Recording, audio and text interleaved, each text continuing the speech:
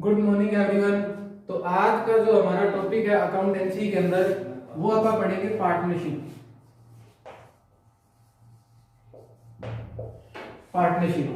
तो सबसे पहले जो है आप मीनिंग पढ़ेंगे पार्टनरशिप का।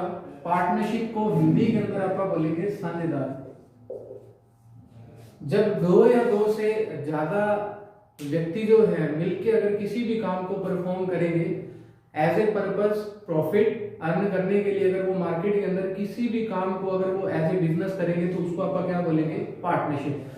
अब जैसे कि हम लोग प्लस टू की बुक के अंदर अगर पार्टनरशिप का पोर्शन देखें तो अराउंड आपका एक बुक के अंदर टोटल जो है वो अपने पार्टनरशिप पढ़ने। अब पार्टनरशिप के अंदर आप जो है 5 चैप्टर पढ़ोगे, जिसके अंदर सबसे पहला चैप्टर आपका रहेगा fundamental of partnership, second chapter आपका रहेगा change in profit sharing ratio, third chapter आपका रहेगा एडमिशन ऑफ ए पार्टनर, उसके बाद आपका रहेगा रिटायरमेंट और डेथ ऑफ ए पार्टनर, और उसके बाद आपका रहेगा डिसोल्यूशन ऑफ पार्टनरशिप फर्म।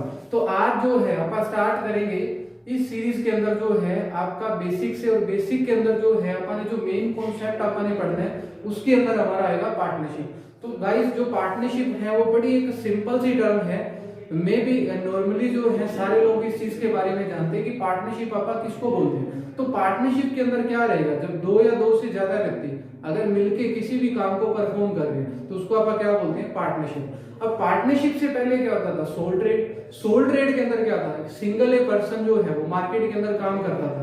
अब जब सिंगल ए पर्सन मार्केट के अंदर काम करेगा तो वहां पे उसको काफी सारी डिफिकल्टीज जो है वो फेस करनी पड़ी। उन डिफिकल्टीज की अगर मैं बात करूं तो उसके अंदर सबसे जो ज्यादा मेजर प्रॉब्लम थी वो थी पैसे की प्रॉब्लम, मनी प्रॉब्लम। अब क्योंकि एक सिंगल इंडिविजुअल पर्सन अगर काम कर रहा है तो उसके पास जो पैसा, उसके पास जो फाइनेंस है वो बड़ा लिमिटेड होगा।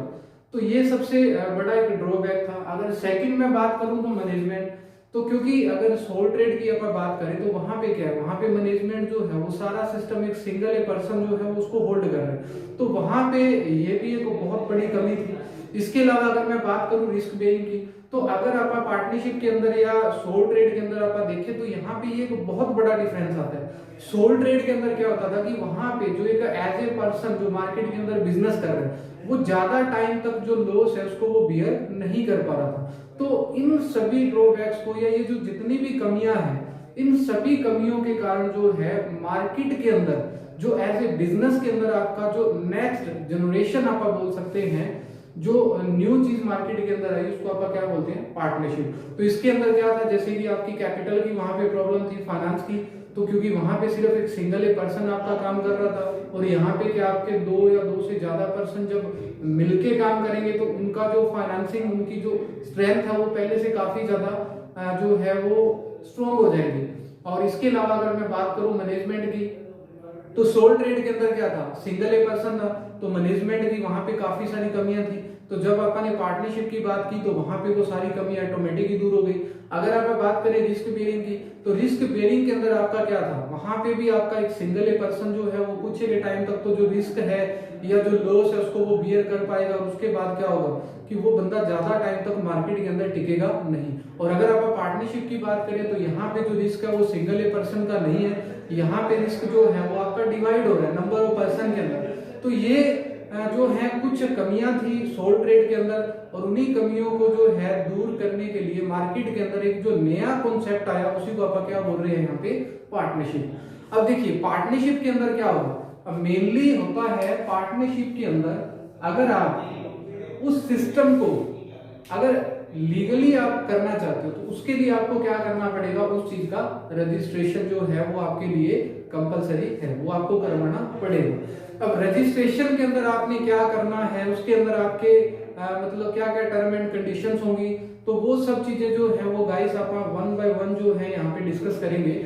और अगर आप रजिस्ट्रेशन की बात करें तो इसी रजिस्ट्रेशन को आप क्या बोलोगे, एक एज ए पार्टनरशिप डीड आप बोल सकते हो, इसी को आप पार्टनरशिप एग्रीमेंट बोल सकते हो। तो काफी नाम हैं जो कि आप एज ए रजिस्ट्रेशन की फॉर्म को जो है पार्टनरशिप डीड बोल दो, आप उसको एज ए पार्टनरशिप एग्रीमेंट बोल दो, आप कॉन्ट्रैक्ट बोल दो, तो किसी भी फॉर्म के अंदर जो है आप उस चीज को यूज कर सकते हैं। अब देखिए एग्रीमेंट का जैसे ही नाम आएगा तो आप लोग जो वो समझ जाओगे कि एग्रीमेंट के अंदर मेनली होता क्या है। एग्रीमेंट के अंदर यही होता है कि जब भी आप किसी के साथ कुछ भी अगर आप डील करते हैं तो उसके अंदर क्या होगा, उसके अंदर मेनली आपका ये रहेगा कि अगर आप किसी के साथ कुछ भी डील करोगे तो, क्योंकि देखो बिना टर्म एंड कंडीशंस के तो अगर आप किसी के साथ कुछ भी करोगे तो कल को जो है उसमें लॉसेस होने के जो चांसेस है वो काफी ज्यादा बढ़ जाते हैं। आपके साथ जो फ्रॉड होने के चांसेस है वो काफी ज्यादा बढ़ जाते हैं। अब जैसे कि अगर मैं बोलूं, मान लो जैसे कि आपके ए, बी और सी ये 3 पर्सन हैं, ये बड़े अच्छे मित्र हैं, बड़े अच्छे फ्रेंड्स हैं, दोस्त हैं।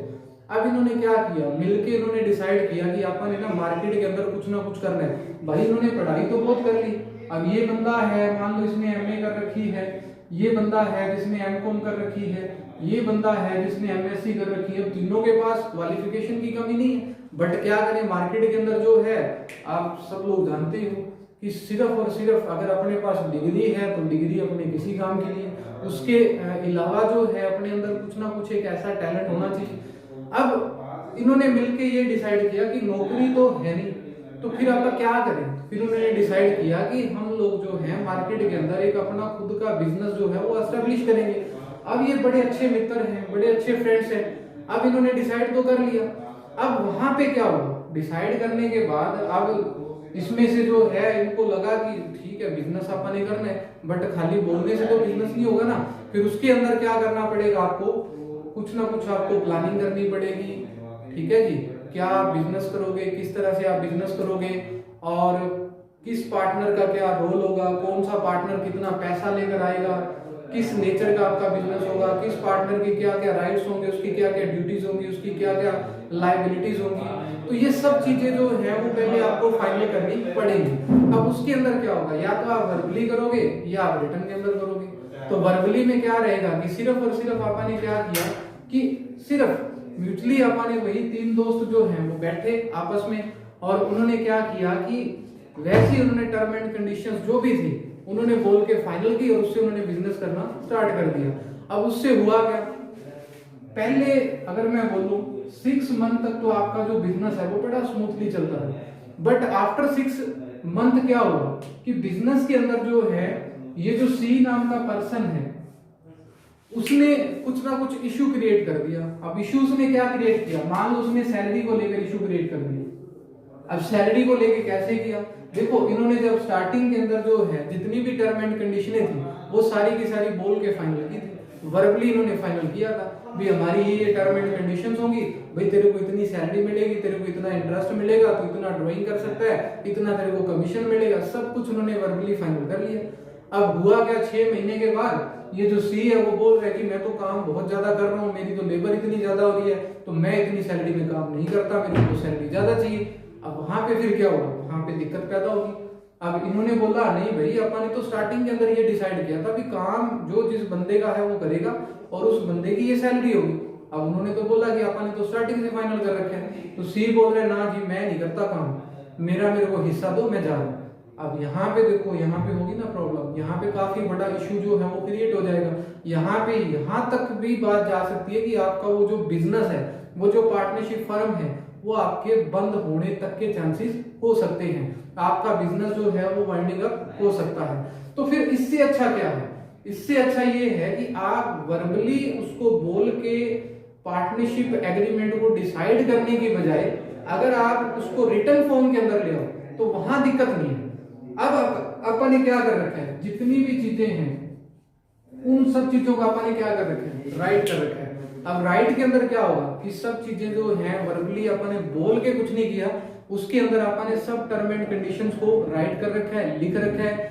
अब कल को अगर आपका सी है या बी है या ए है, अगर इसमें से कोई भी पर्सन आपका थोड़ा बहुत भी अगर उस पार्टनरशिप एग्रीमेंट या डीड या कॉन्ट्रैक्ट से बाहर जाके अगर वो बंदा काम करेगा तो हम लोग उस पर क्या कर सकते हैं, लीगल एक्शन ले सकते हैं। तो ये आपके पास क्या रहेगा, एक पार्टनरशिप से रिलेटेड जो है कंप्लीट जो स्टार्टिंग के अंदर आपका प्रोसेस रहेगा भी, आपका पार्टनरशिप क्या होगा, और पार्टनरशिप अगर आपको एज ए पार्टनर अगर आपको मार्केट के अंदर बिजनेस करना है तो उसके अंदर हमारे पास एक पार्टनरशिप डीड होगी। उस पार्टनरशिप डीड के अंदर क्या होगा, जितनी भी आपकी पार्टनरशिप से रिलेटेड इंफॉर्मेशन होंगी वो सारी की सारी आपकी इसके अंदर गिवन होंगी। चाहे उसके अंदर आप बोलो फर्म का नाम या पार्टनर का नाम, किस बंदे ने कितना पैसा लगाया, किसको कितनी सैलरी मिलेगी, कौन सा बंदा कितना पैसा निकाल सकता है, A to Z उनके क्या क्या राइट्स होंगे, ये सब चीजें जो हैं वो आपको कहाँ मिलेंगी, पार्टनरशिप डीड के अंदर मिलेंगे। अगर आपका पार्टनरशिप डीड नहीं भी है तो भी आप बिजनेस कर सकते हो, बट उसके अंदर जो है हमारी कुछ ना कुछ टर्म एंड कंडीशनें जो है वो चेंज हो जाएंगे। फिर वहां पे क्या रहेगा, जैसे मैं प्रॉफिट एंड लॉस के रेशियो की बात करूं, अगर आपका पार्टनरशिप डीड है तो उसके अंदर आपका मेंशन होगा। मेंशन क्या होगा, जैसे कि मान लो ये आपके 3 पार्टनर है तो रेशियो इनका होगा 3:2:1, 2:2:1, ऐसे कुछ भी हो सकता है। और अगर आपका पार्टनरशिप डीड नहीं है तो उस केस के अंदर क्या होगा, ये सारे बंदे क्या करेंगे, अपना जो भी प्रॉफिट या लॉस होगा उसको इक्वली डिवाइड करेंगे। इसके अलावा जैसे मैंने पार्टनरशिप डीड का बोला कि वहां पे आपकी सैलरी फिक्स होगी। अब मैं बोलूं अगर एब्सेंस ऑफ पार्टनरशिप डीड है तो वहां पे किसी टाइप की कोई सैलरी नहीं होगी।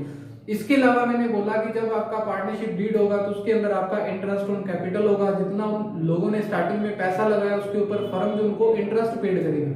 अगर एब्सेंस ऑफ पार्टनरशिप डीड है तो किसी भी टाइप का कुछ भी इंटरेस्ट किसी भी पार्टनर को पे नहीं किया जाएगा।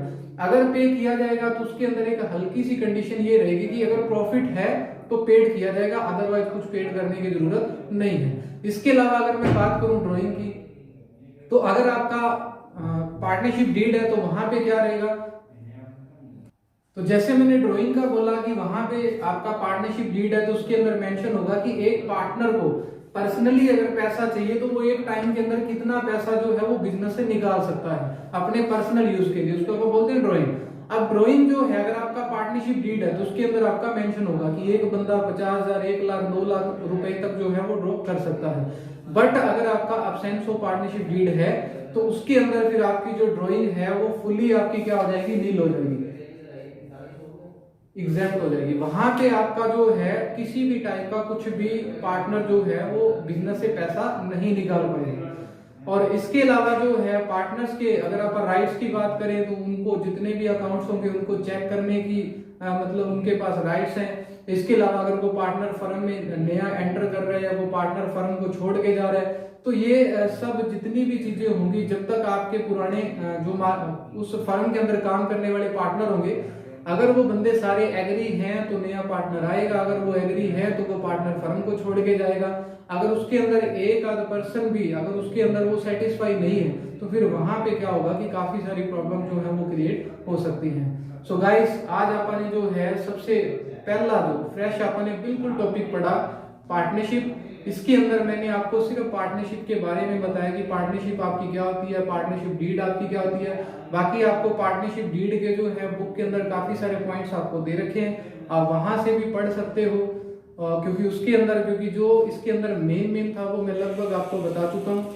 तो आप लोगों ने जो है इस वीडियो को जो है बड़े ध्यान से और अच्छे से बैठ के इसको आपने देखना है, इसको सुनना है, ताकि आप लोगों का जो पार्टनरशिप से रिलेटेड अगर किसी भी टाइप का कोई भी कॉन्सेप्ट है तो वो इजीली आपका क्लियर हो जाएगा। और बाकी जो बचा हुआ पार्ट है वो आपका करेंगे नेक्स्ट वीडियो के अंदर। Thank you.